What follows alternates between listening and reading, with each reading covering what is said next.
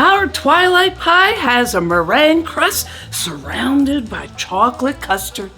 The coolest part is you make the crust and go to bed. Oh no, I pushed the wrong button! Ah!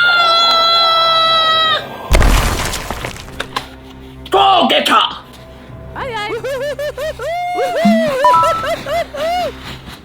I haven't seen Captain Breadhook anywhere recently. I know she found that starship in the back of the pantry, and we haven't heard hiding her hair ever since. Separate 5 eggs. Put the whites in your mixer bowl and save the yolks for later.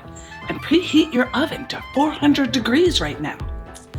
The coolest thing about this recipe is that you can easily change up the flavors and bake it your own.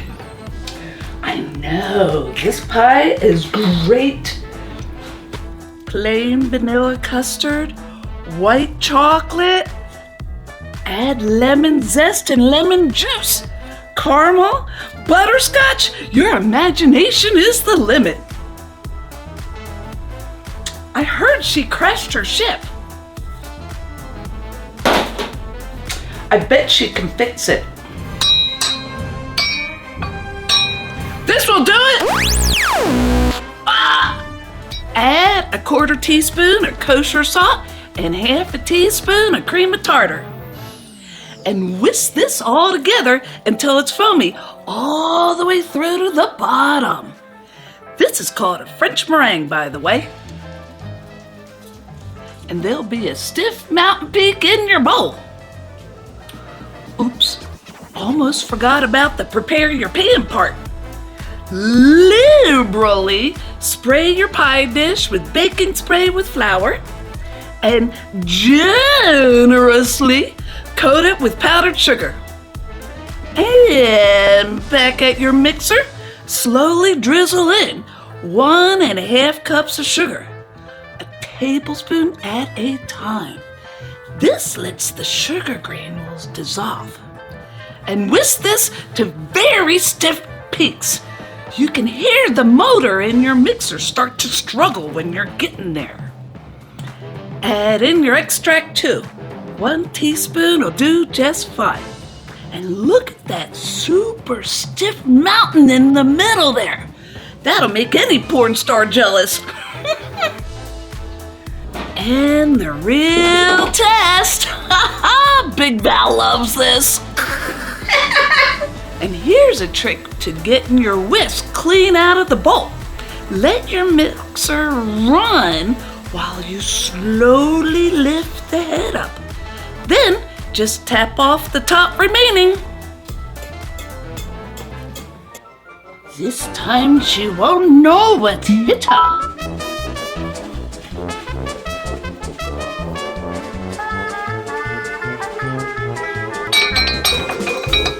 Say goodbye, Captain Breadhook.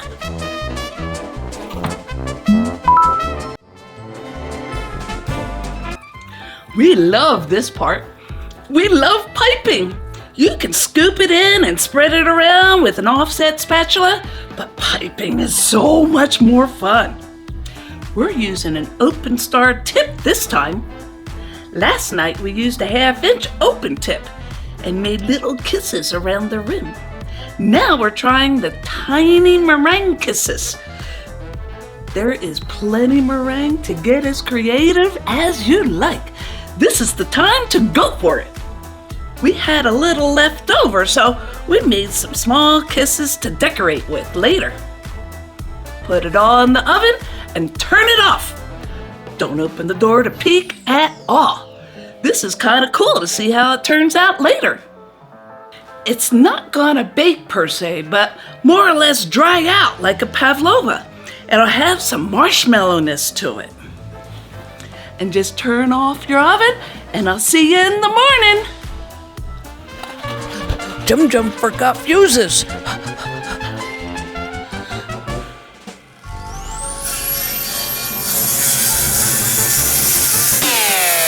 Uh-oh. Frida, we can use the shell we made last night. No nappy poo today. It's turned out cool. I know, it's so cool. In the top of a double boiler, and I'll show you what that is in a minute, mix all your dry ingredients together. That's 1 cup of sugar, a 1/3 cup of cornstarch, and a generous pinch of kosher salt. And in a large measuring cup, 2 cups of heavy cream, your yolks, an egg, and whisk that all together and add it in. Place your metal bowl over hot water. It's eventually going to get to boiling, and stir constantly. This is your double boiler.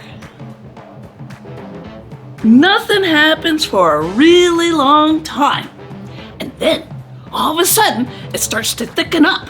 That's right around 160 degrees. We switch back and forth between the whisk and the spatula. Don't let it clump up. And between 160 and 180 is where the magic happens. After it reaches 160, cook it for 3 to 5 minutes longer to make sure you cook out all that cornstarch taste.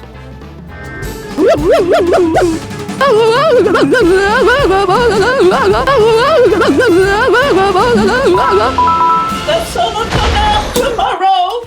Add in your chocolate and 2 teaspoons of vanilla extract. You're like, what? The vanilla enhances the chocolate. Chill it in the fridge for a few hours and let it set up. And then, voila!